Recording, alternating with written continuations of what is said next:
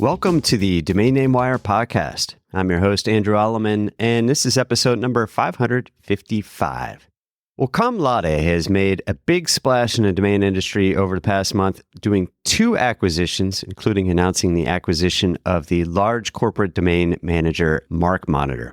My guest this week is Ben Crawford, the CEO of Com Laude. On today's show, Ben explains why Com Laude bought these 2 companies and what he thinks will happen with .brand applications in the next round of new top-level domain expansion. First, a word from our sponsor. Our sponsor this week is Salve.com and its low-cost back ordering. Right now, you can back order domains at Salve, such as .com back orders for only $10.49. Salve is especially good capturing .co.io in new top-level domains. For example, this week, you can pick up proxy.app in an expired domain auction. Start saving money by backordering domains at Salve. Go to salve.com/DNW/backorder. That's SAV.com/DNW/backorder. Let's talk about some of the news in the domain business from the past week before we chat with Ben. First, domain registrar Porkbun hit 3 million domains under management and has over 450,000 customers. I calculate that just under half of its domains are .com domains. The registrar has grown mostly by word of mouth. I often buy my new top-level domains there because I know they have simple pricing that's basically the wholesale cost plus the credit card processing fees. On the UDRP front, a company that sells caffeinated gummies has been found guilty of reverse domain name hijacking. Jiggle LLC was formed just last year and uses the domain jiggle.cafe. Yet for some reason, it thought it could win a cybersquatting dispute for the valuable and aged domain jiggle.com. Attorney John Berryhill represented the domain name owner. Well, pay attention. A couple domain registries are increasing prices.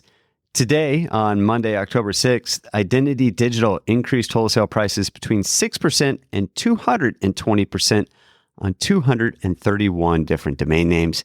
The biggest nominal increase was .lotto, which saw its wholesale price increase $100 to $1,450 a year. And percentage terms .forex, .shiksha, and .air Force will see their prices more than double or triple. Also, GoDaddy is increasing wholesale prices of its adult-themed domains, including .xxx, by $10 on November 1st. You can postpone this price increase by renewing in advance of November 1st. Hosting companies, site builders, and vibe coding platforms that are looking for a domain reseller platform have a new choice. Last week, Opus DNS launched to compete with the likes of Enum. It hopes to compete with a modern platform and low pricing. Its founders and, frankly, all of its employees have a rich history in the domain name industry. Stay tuned for a future podcast where we chat with one of those folks, Robbie Berkner. And Internet Commerce Association has a new platinum level member. Squarespace is joining at that level. It's one of the 5 biggest domain name registrars, so this is a big deal. And if you're keeping track at home, it's the second ICA platinum member that is also a Super Bowl advertiser joining GoDaddy. There's more news at domainnamewire.com, and also wanted to remind you to download the Domain Name Wire app.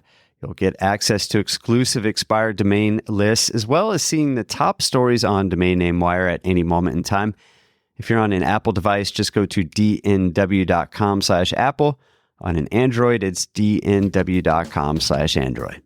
All right, now let's chat with Ben Crawford.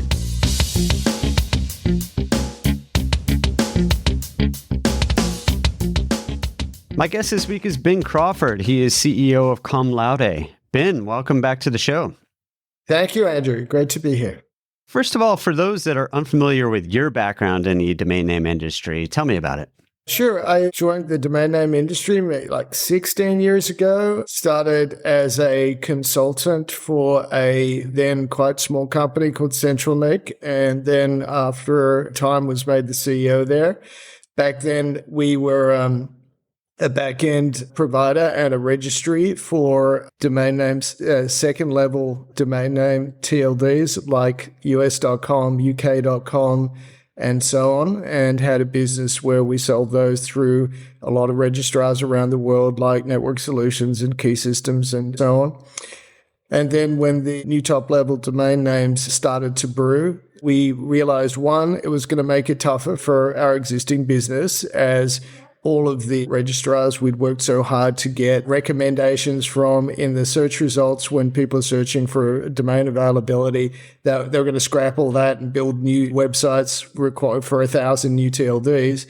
But also a massive opportunity in that we had one of the few backends that was connected globally. We handled all the invoicing and all that kind of stuff. So we got into that business, worked out very well. We ended up with 60 new top-level domain names, with fantastic clients like XYZ and Radix, among others. And so then we kind of cheekily IPO'd the business in London on the basis that we were going to disrupt VeriSign and Nominet and so on, with essentially flooding the market with new, cheap, fantastic domain names. And that went very well in that I think CentralLink's backend business got 45% market share out of 38 backends and pretty much has maintained that to this day in terms of the new top-level domain names. But as we all know, that kind of plateaued very quick. And so we decided to use the money we've raised in our listing to start doing a roll-up strategy. I'd done a couple before in other industries and ended up between when we listed in 2013 and when I left the company in 2022, we did 21 acquisitions and built the business from like sub 20 people to 850 people. And we ended up building the revenues from 2 million to 720 million in 22 when I left. And that year also we had 60% organic growth. So ended up being a fantastic business. It was all kinds of well-known domain companies were there, like Key Systems, Hexanet, Instra, as well as we got into domain name parking, and then we extended into broader ad tech.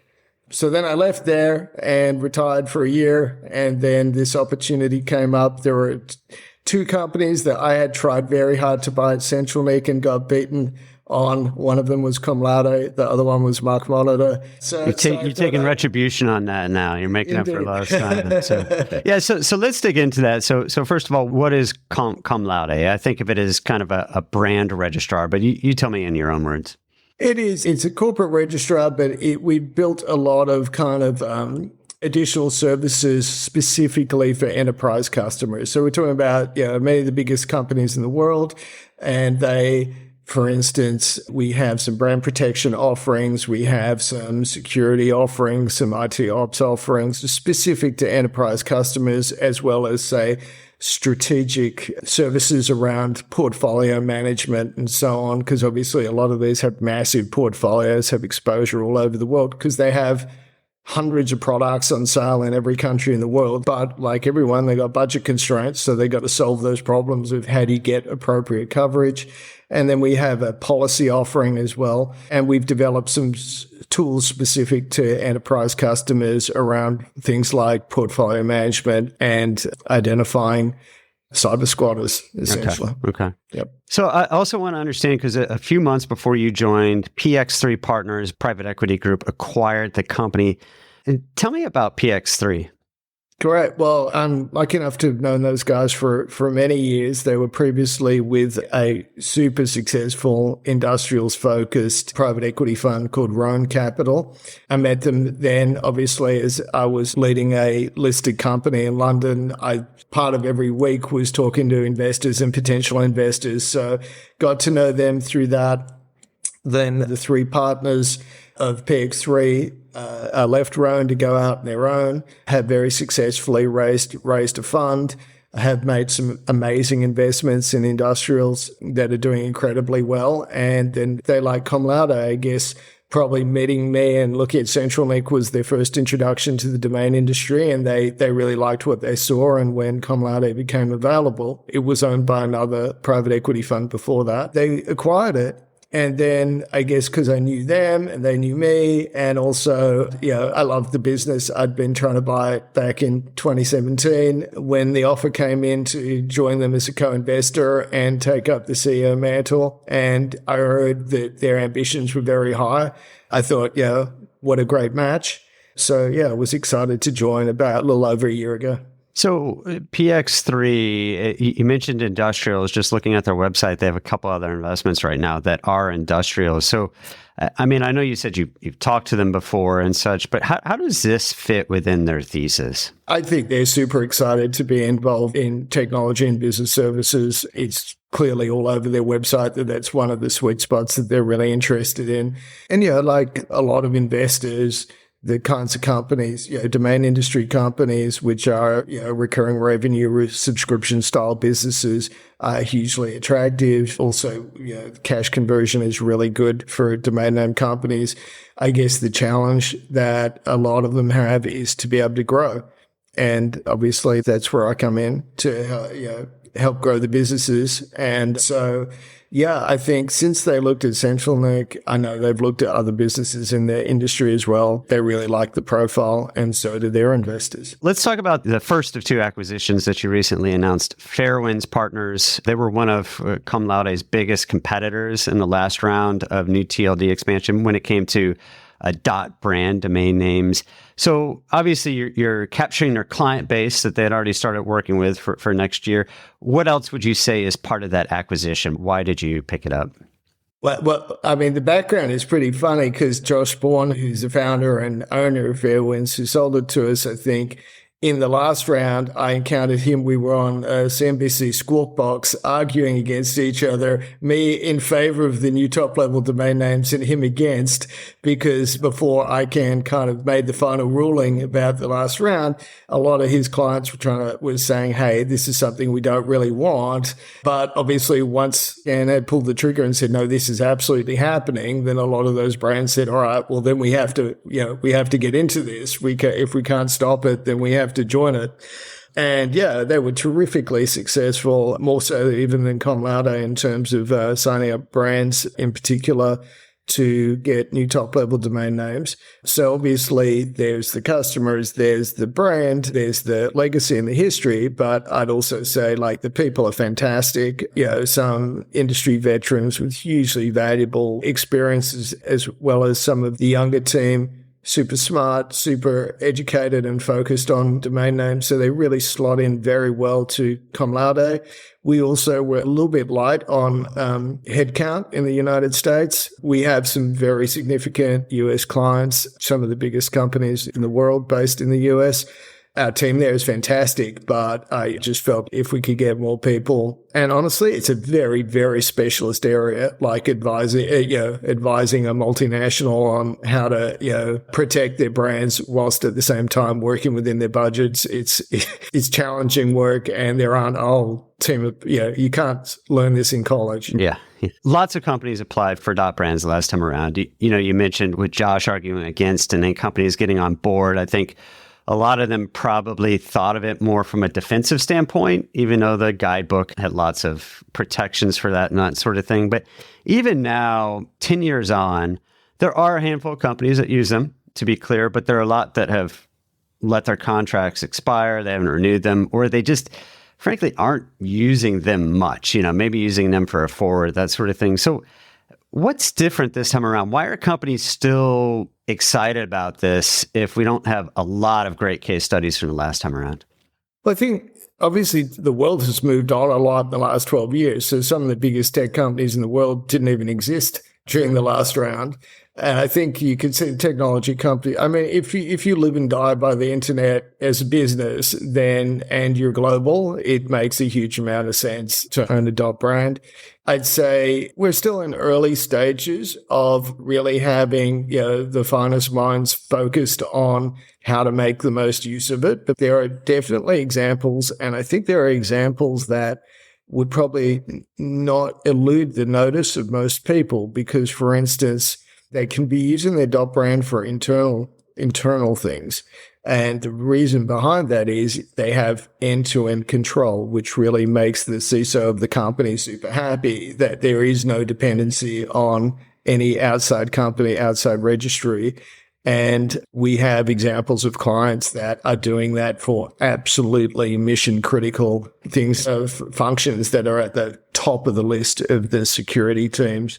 So I'd say security and the focus on that is obviously a big driver in this round, as well as just new tech brands and new global brands that weren't around before.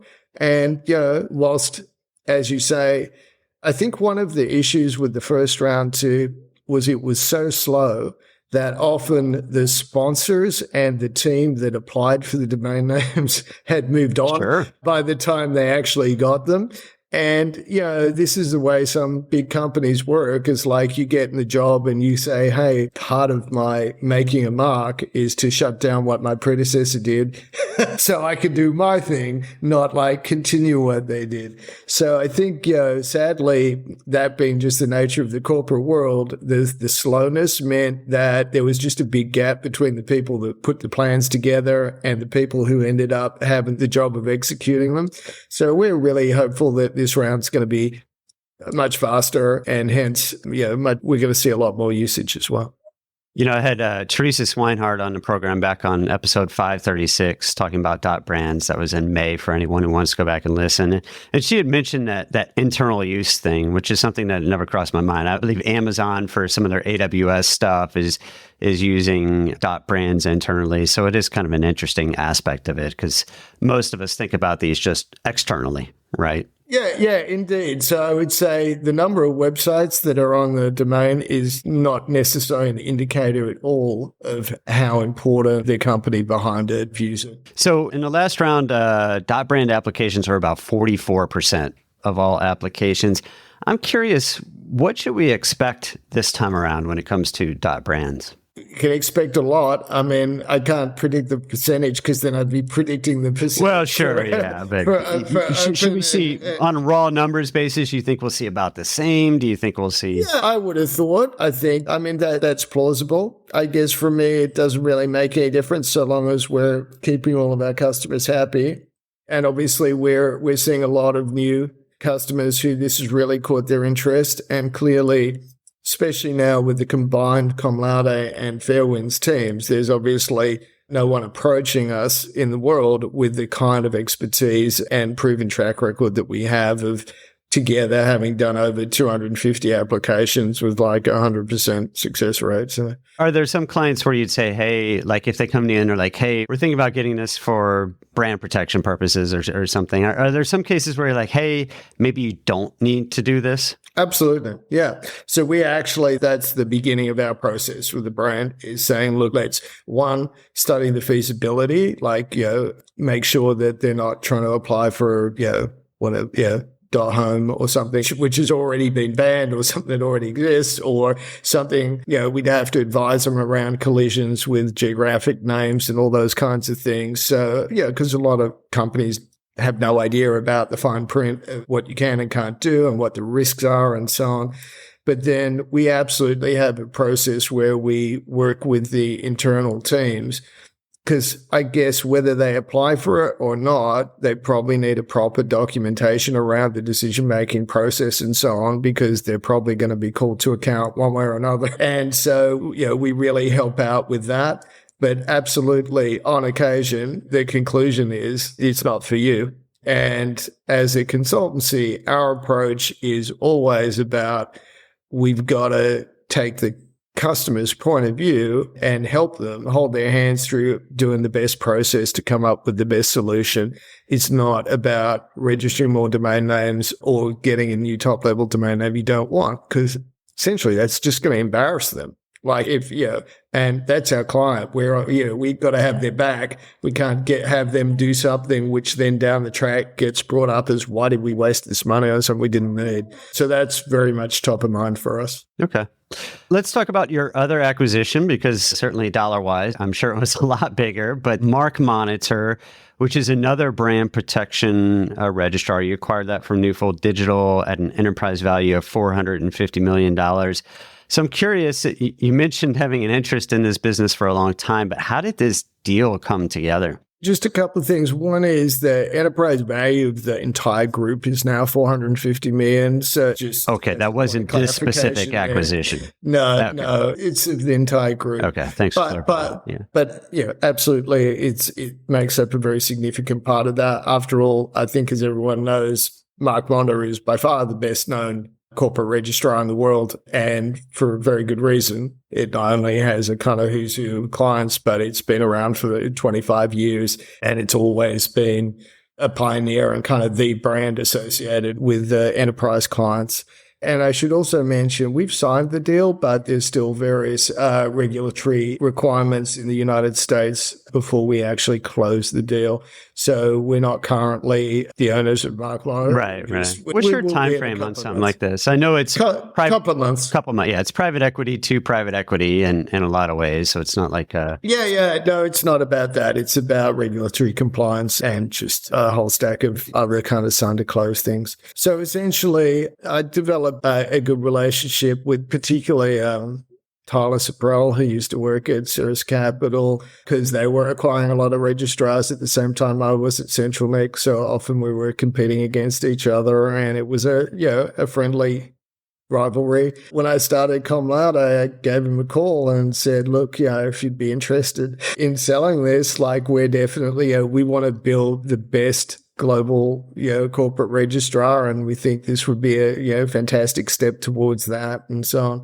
I won't say that I prompted it, but that was at the very beginning. And then, Newfold have put out a very clear press release on their strategy that they wanted, they have other brands that they decided they wanted to focus on. Yeah, and this being Bluehost and Network Solutions. Yeah, exactly. And when you think of those, they're all about scale and volume and so on. And clearly, Markmonitor is not. It's got a pretty limited group of potential customers. So I think it just all fell together. It was a competitive process, and certainly it was absolutely, Newfold in the driving seat. Mm-hmm. So you mentioned it has 25-year history. Over the past 15 years, it's had 5 different owners now, or it will once you acquire it. I'm curious, what do you tell customers that feel like, they're getting a little whiplash here? Like, who owns our registrar now kind of thing? Well, I can happily tell them now, it's owned by a company or will be owned by a company that values Markmonitor as much as the customers value it. We're 100% aligned. I think all the other companies that owned it in the past, they were either in IP or in domains, but none of them were 100% focused on the corporate domain name space. And we are. So for us, I think it's it's a great marriage. In terms of we have exactly the same plans. And I think Com Laude has been, it's smaller, it's less known, it's been a bit resource starved, but it's come up with some very advanced services.